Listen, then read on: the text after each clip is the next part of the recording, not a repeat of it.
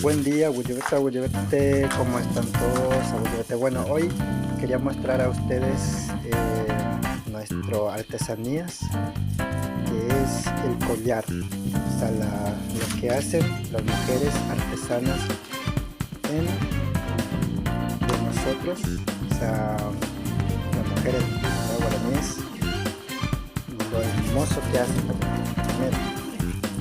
Uno de esto se llama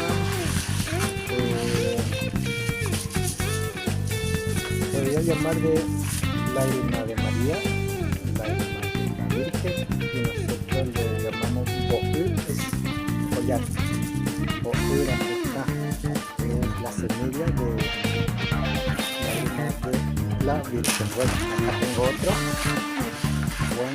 buen collar que está en todas partes, puede encontrar, nosotros también lo vendemos y bueno, lo muestro